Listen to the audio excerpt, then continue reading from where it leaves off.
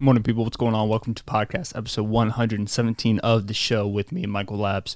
Before we get into it at all, I want to just go over a few brief announcements. Announcement number one, if you are watching this on Apple Podcasts, please go leave it a review. Just do it real quick. I'll give you 10, take all the time you want. Don't listen to me. But if you could just please leave this podcast a review, 5-star rating. We're closing in to 500 reviews, which is mind-blowing. And then if you are listening on Spotify, if you could just please just subscribe, follow, share it with your friends and family. Let's try to share it with at least 2 people that you know personally in your life. On top of that, if you're listening to this on YouTube, please tell me, just please subscribe, like the video, and also go and like the other videos that have been up on the podcast. But yeah, with that being said, let's get into this episode. So like I said, this is episode 117. I'm going to have to disconnect this salt rock. Oh, there it goes. See, it's like flashing back and forth like that. And I don't want that to completely mess up the YouTube quality of the video. What's going on, everybody? Thank you so much for joining me on this beautiful Thursday morning. School's back in session. It is currently Tuesday as I'm recording this. Very early morning. Got up at 4:30, worked out, only ran 3 miles, completed it by 6:45. Back home at 7:15, showered, and I'm recording this podcast at 7:38 a.m. in the morning, which is by far the earliest time I've ever recorded a podcast, and there's a few reasons for it. Like half the world, or like half the colleges in the world right now, college has begun.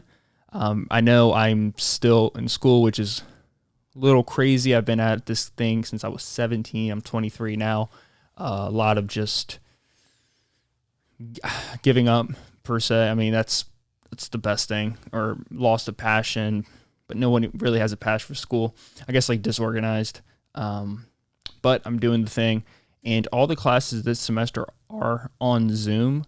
I know some colleges are trying to go back to school, which is just, I don't know, I would say it's a irresponsible move by schools, in the sense that if you're going to make a decision to go to school. So I think there's a huge scam blowing up right now with schools. And I think I've been talking to people about this a lot lately. And I think colleges, as we know it, are completely going under. As we know colleges as this place of higher education. I feel like I've been talking about colleges so much lately.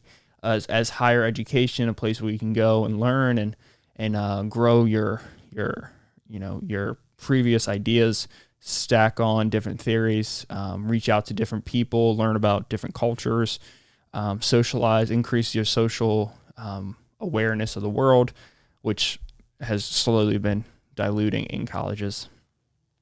But that's what colleges are. And I think the way that they have been for the past 10 years is going away super quickly. And I truly believe that this pandemic is going to be the nail in the coffin with colleges. For so long, if you are an avid Apple customer and you buy the new iPhone each year, well, every time you buy the new iPhone, you're going into it with the assumption that it's going to be a higher quality iPhone, that something about it is increasing the value enough for you to increase your price limit on what you want. And that's how Apple becomes so successful, is they don't treat their phone like a phone. They treat their phone like something that you need, a status symbol. Whether you're rich or poor, everybody has an iPhone. And that's a business plan that works. And the reason it works is because there's a lot of mixed opinions on it, but because the phone gets better each year. So you can scale up the price if you scale up the quality, because you're scaling up the value that the customer is receiving.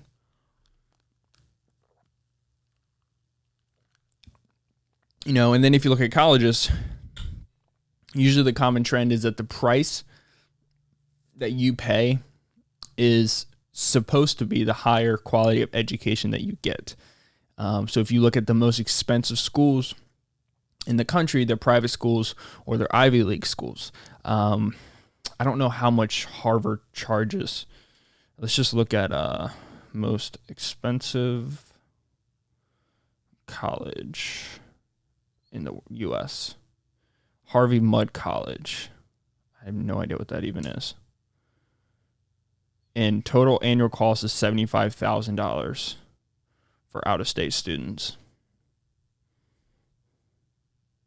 St. John's College in Annapolis, which is right up the street from me, $52,000. Let's go to number one. I just want to see how if I'm even remotely right. Columbia, so that's Columbia is a Ivy League school, $57,000 per year. Chicago, University of Chicago, $56,000. These are out-of-state students. Trinity College, Harvey Mudd, Franklin and Marshall College, Tufts College, University of Southern California, USC is $54,259 a year. So the idea is that the more expensive the college you pay, the higher quality of education that you get. And when that is the case, it makes sense to continuously raise the price. And it makes sense to continuously raise the price because the value of what you're getting is better. Now, colleges, I think a few things have been happening lately.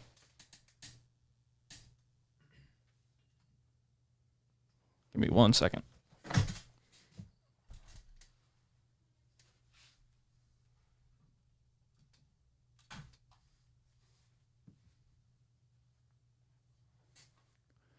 A few things have been happening lately at the universities where I think you're starting to see a shift away from that.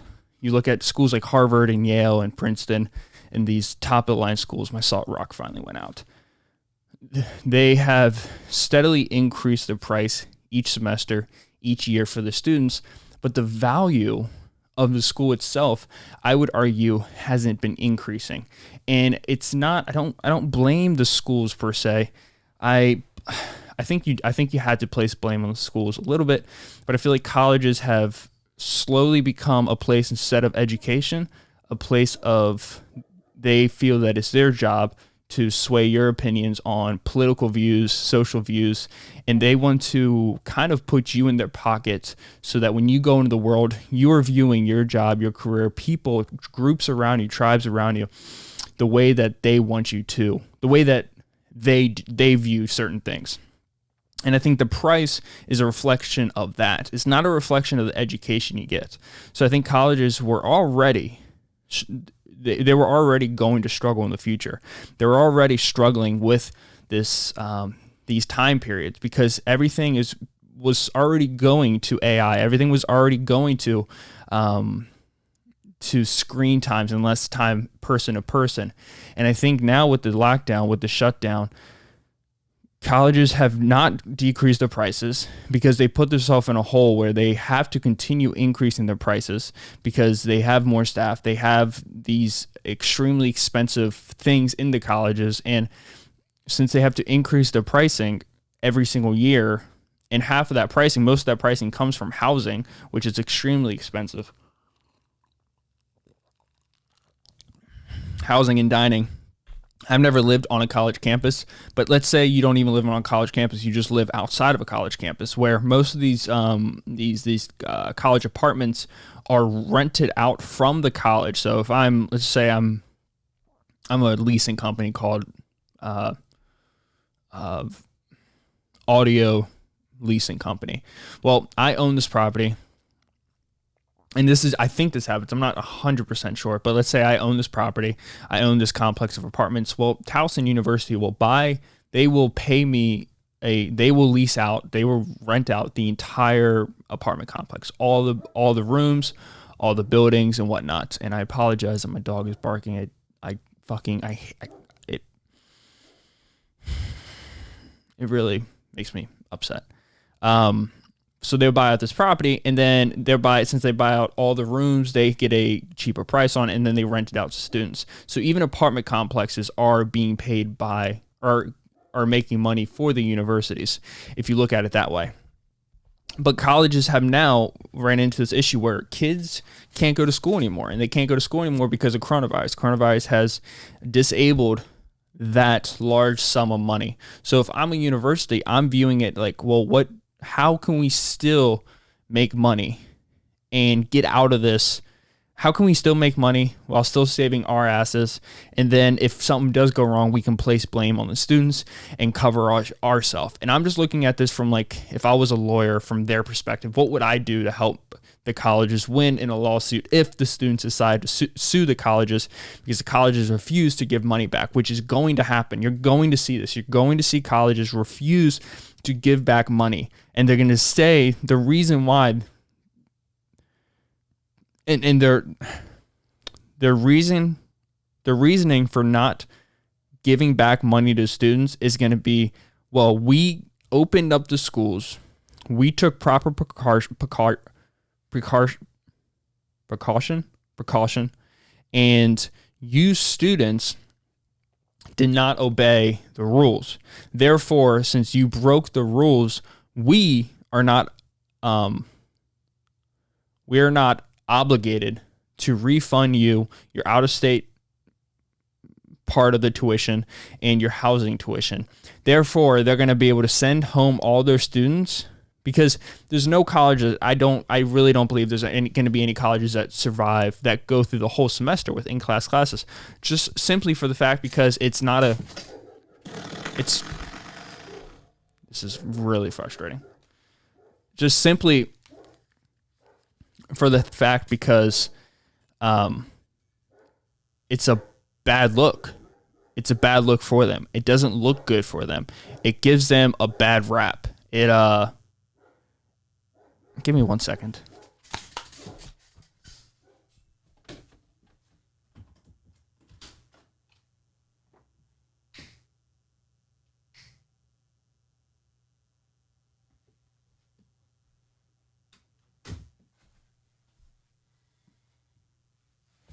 Sorry about that. Sorry. This has been a fucking terrible podcast. This is what you guys come here for, right? You guys come here for some shitty fucking podcast and me just yelling at my dog the entire time, who's not going to shut up because it's fucking 7:45 in the morning. And apparently this is when everyone decides to fucking walk in the neighborhood. But my goddamn dog will not shut up. It drives me insane. And I know it shouldn't, but it does. It really pisses me off. I have a dog that doesn't bark. This dog barks nonstop. And I know people say, well, that's what dogs do. Well, it's fucking annoying. It pisses me off. I'm on edge this morning. I think colleges are fucked. And I think they're fucked for a few reasons. I think they're fucked because they're trying to take money from students and then try to place blame on the students. And then when we say, well, this is what you're doing, they can turn around and say, no, that's not what we're doing. Technically, what we're doing is we're trying to give you a place to go to school, but you students are the ones who are not obeying by the rules. Therefore, it's your fault, and we can still charge you the money. But I think it's fucking nonsense that they're doing that. It's such a negligent thing to do, and they're completely aware of it, and they're preying off of parents who desperately want their kids to go back to school, and kids that at 17, 18, 19 years old, as an adult, as a chancellor of these schools, as the head bursar person in the office, that these kids are not going to obey. They're not going to obey, but you're going to take advantage of them. And I know a lot of people say, well, the kids got to be more responsible. It's part of the real world. Well, cool, I get it. But also, if you go to a local city, you see 30, 40, 50, 60, 70-year-olds out there just going crazy, not listening to the rules anyways. But no one is saying that it's their fault. So why would you blame the kids for it when you are an establishment, a professional establishment that should follow the rules? But you're not going to follow the rules because you need to continue with this image of what you think you are, Harvard, Brown, Yale. Meanwhile, you're fucking stealing money from the schools.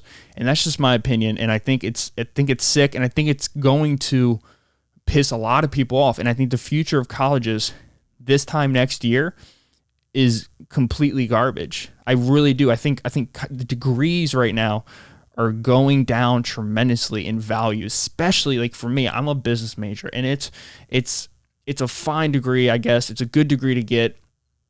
It covers so many things. It's not a specific career choice.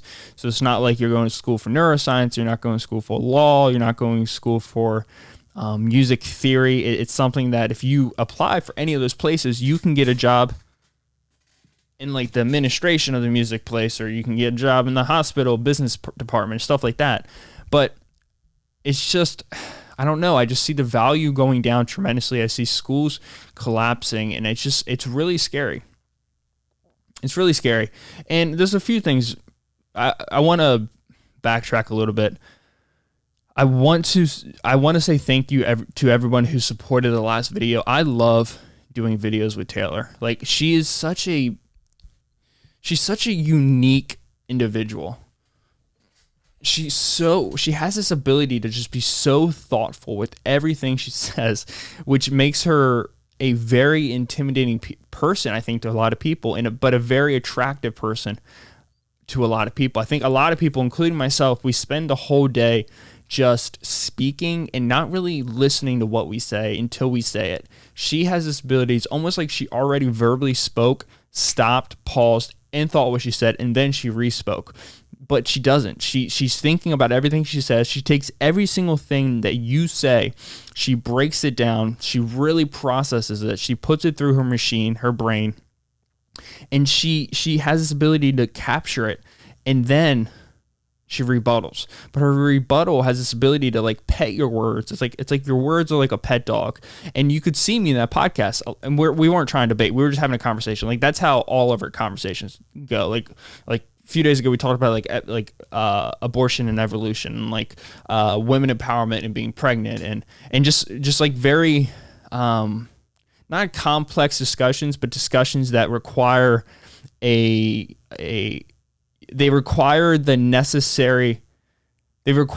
danger of possibly offending someone, some group, or something. And I think that those are the discussions that I enjoy the most.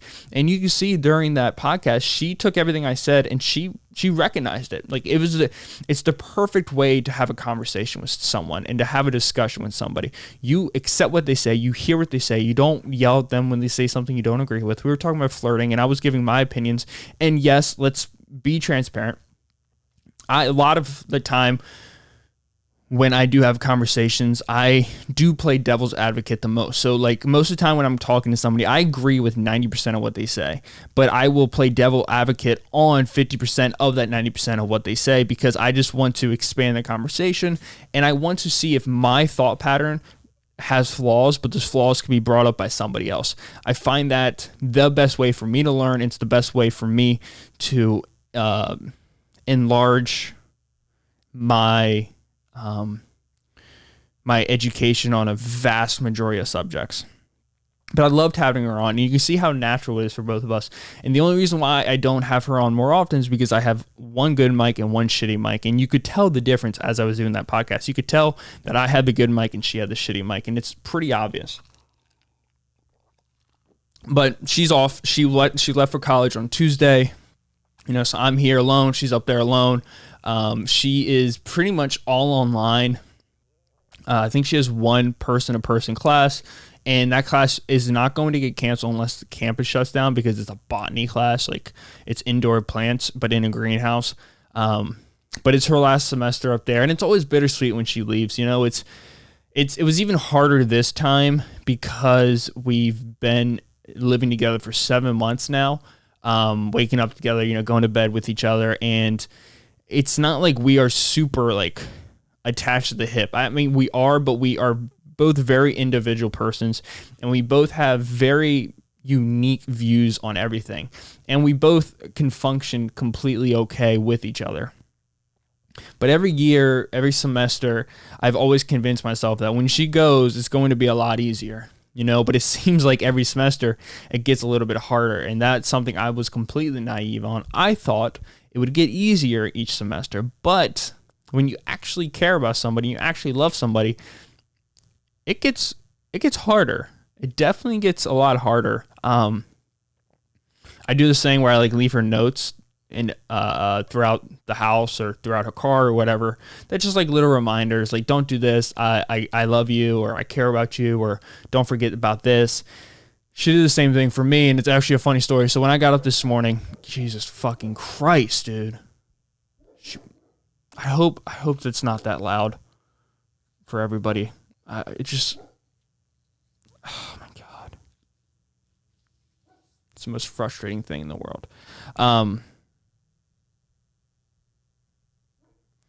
So she put notes throughout, like there's one right here right in front of me. She put notes throughout the house, throughout my room, in things, on top of things. And I went on my run this morning, and as I put my foot in my shoe, I thought I felt something, but I was tired. It was like 6 o'clock in the morning. I didn't really look. I thought it was like a pebble. She wakes up, she Snapchats me, good morning, whatever. We hi to each other. And then she goes, well, did you find the note in your shoe? I'm like, oh shit. I look in my shoe, and it's a note, and it says, I forget what it says. Oh, she doesn't see this. I forget what it says, but it was like completely squished and completely messed up. And I was like, fuck, man. I fucked up, dude. But yeah. Yeah, so she's back at school. I'm at school right now. My schedule is crazy right now. It's like, it's at the point where I think I'm over every time I think I get in over my head, I just get more and more in over my head. So I never, like, I don't know what it is. I was talking to somebody at the gym yesterday about it, and he asked me, do you ever drink? Which is an odd question to ask, I think, but not for me. I ask people that all the time, and I like it when people ask me that. And I don't really like to drink. I don't drink that often. I haven't drank in like 2 or 3 months. And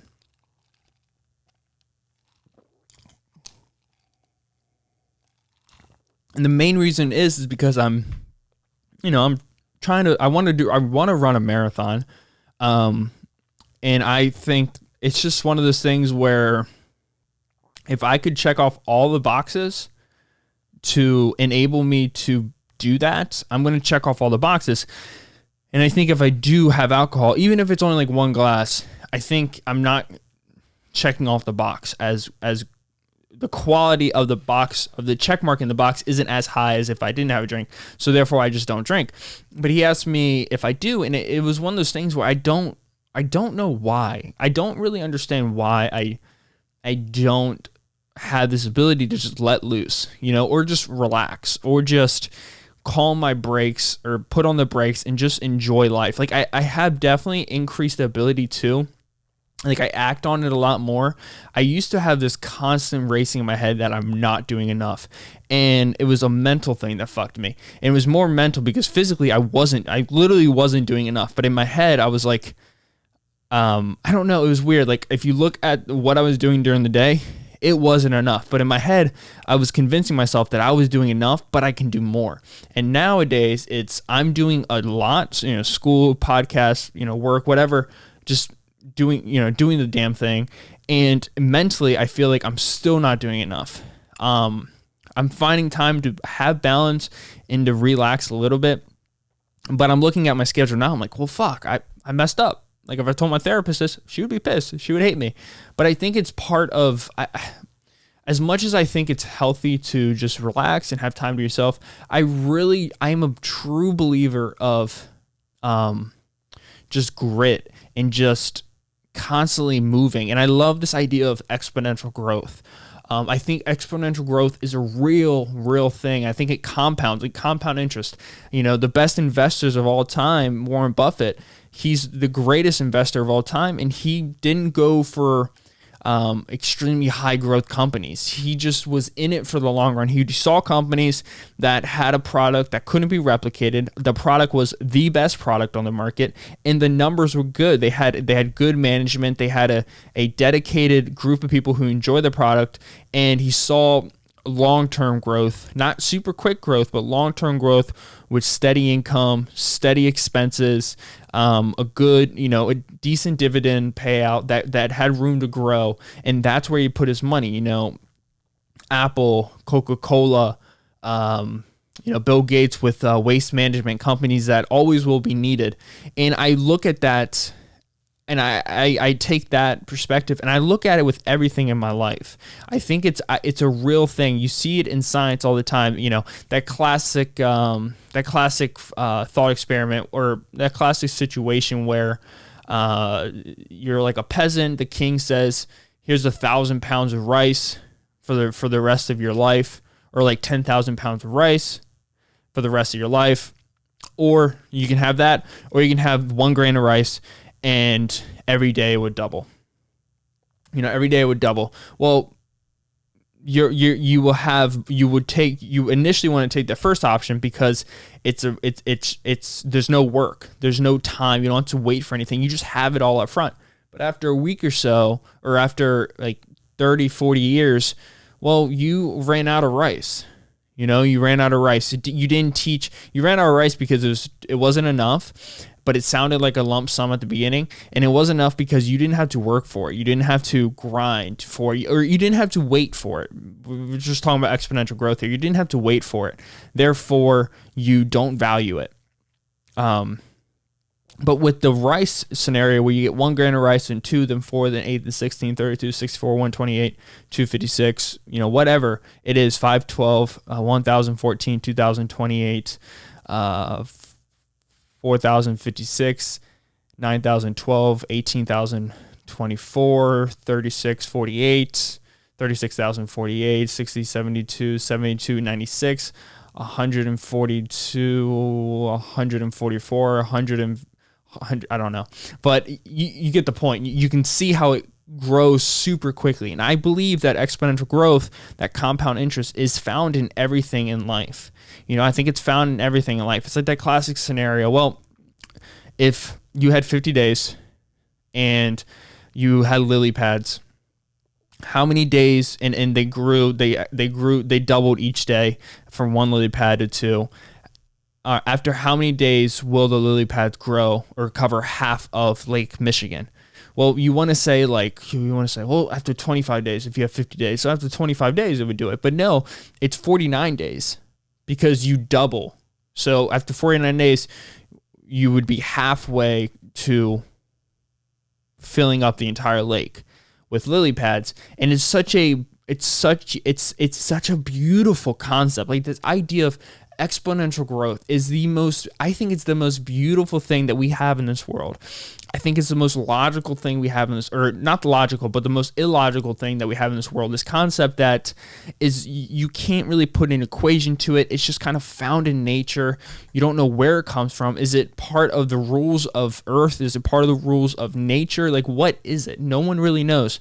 You can look at it from a singular bacteria level. Well, yeah, it must be a rule of nature, because if single cell organisms, cells double. That's what they do. And once you have a certain amount of money in the stocks, well, then you just make millions each year because it just keeps on growing on top of each other. But I find that is a real thing. And in my life, I've went from just constantly turning my wheels and making no progress anywhere in my life to, I think I'm finally at the point now where I'm growing exponentially in everything I do. My quality of work at work, my quality of school. I think the more time, more effort I put into it, the higher quality I will get back. With the podcast, exponential growth, not exponential growth, but definitely more listeners each and every month. This month is going to be down a little bit, I think, but I'm not worried about that. Schools, everyone's, kind of stressed out right now. Or my quality just has gone down, or just less people have listened to it, which is not a big deal either. With the podcast, with running especially, I think running, I've just hit like this weird, like this past week, I'm like 4 or 5 pounds up. But this past week, when I run, I don't stop now when I'm exhausted. I stop now when I'm like bored, when I'm like, ugh, like I start running like the checklist in my head. And then there's other things I have to do. Therefore, I will stop. And I'm running like now my average miles like 8 minutes and, between 8 minutes to 8 minutes and 20 seconds. And that's for like a 6-mile run, and before, if I go back to just earlier this year, I think in March, when my aunt and uncle were over here, right when we locked down, I was running an average 9.5 to 10 minute mile over a 3-mile period, over a 5K. And I can easily tell you that the reason why it's increased so much is because I've done it every day. I've worked on it every day. I just went out to the track. I think it was like Friday. I decided to run a sub 7 mile, or get a 6-minute mile, because I've never ran a 6-minute mile in my life. And I always thought it'd be super, super cool to run a 6-minute mile. I just feel like that's a benchmark. So I went out there and I did it. I ran a 6-minute and 19-second mile. I was like, holy shit, that's super fast. But I didn't really know what I was doing. I feel like I could run a sub 6 mile. So on Saturday, I get off of work. I text my girl. I'm like, hey, I text Taylor. I'm like, hey, could we go? I don't like saying my girl. It sounds fucking, it just sounds playerish. Like, it just sounds, I don't know. It sounds stupid. Whatever. I say it like to it like cute, like, oh, you're my girl. But like when I'm talking to people or I'm talking to the camera and I say my girl, it makes it sound like she's an object and it sounds fucking weird. Maybe that's just my distorted brain perceiving it that way, which it could be. Anyways, so I go out there and I put on my phone, I put the ring around and I run. And I'm like in my head as I'm going, and she's also timing me. So I have double time. So because it's still hard for me to believe that I did it, because in high school, I never ran a sub 10-minute mile. I think every mile I ran was more than 10 minutes, which is like 2.5 minutes around the track. So I've completely blocked it out of my head. It would be me like saying in 5 years, I'll be a goalie for a college soccer team. Like, it's impossible. It just wouldn't exist. And that's how running a sub 6-minute mile was for me. So I get out there and I start moving. And in my head, I got to run a 1.5 minute lap, which is 200 meters, which is about a quarter mile each time. And there's 4 laps. So if I do 4 laps, 1.5 minutes each, that's 6 minutes on the dot. So I got to do like 1:29. And that's what I came out to. I ran a sub 6 mile. I ran a 5 minute and 56 second mile, which is still hard for me to believe, but it's the concept of exponential growth. If I look at myself 8 months ago, I would have never even ran a sub 8 mile. Now I can run a sub 8 mile for distance. And I'm not bragging. Like, I'm not saying that I'm special, but what I am saying is that there is a point in growth in your life. Reading is a perfect example, for me at least. I hit a certain number of books. I hit like 10 books. And I've read 17 books this year, which isn't a large amount, but they're complicated books. And I'm still trying to balance out other things because I could easily get lost in the world of book reading and do nothing else with my life. And I don't want to do that. Hence, that's why I don't play video games right now, because I don't feel like I have my shit together enough to trust myself to play video games. But there's a level of lust that new activities, new beginnings, new journeys they give you. And that lust phase could be years, but it's the phase that everybody becomes obsessed with. It's that phase where that's the phase where you tweet about it, you put it on Instagram, you tell all your friends about it, you tell your family about it, and they say, good job, good job, good job. And this is the phase that becomes addicting. This is the phase that people give you pats on the back and you feel like you're doing something special. But then once that phase starts wearing off, well, now you're at this phase where this is the phase that it turns vertically. The growth kicks in. And when that growth kicks in, that's when you expand your business, your health, your running, whatever it is.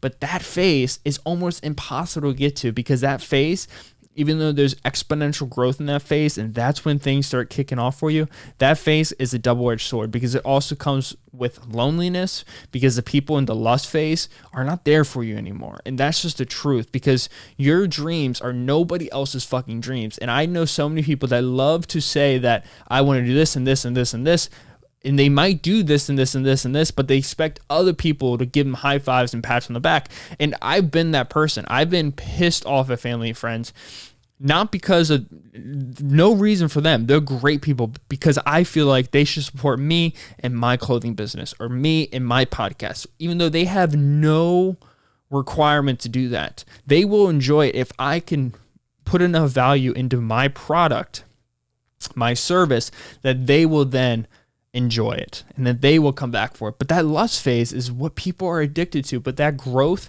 / grit / harmful / very, very fucking difficult phase, they come in together. It's the dichotomy of success. It's right there.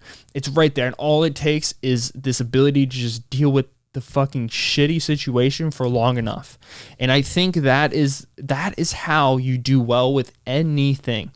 Stock market, for example. Right now, we are in one of the greatest bull markets of all time, which is really hard to believe because the economy and seems like it's going shitty, which I think it is. I think we're just right now. I think the market is just, and this is somebody who I've been only investing for 6 months, and not even for like 4 months.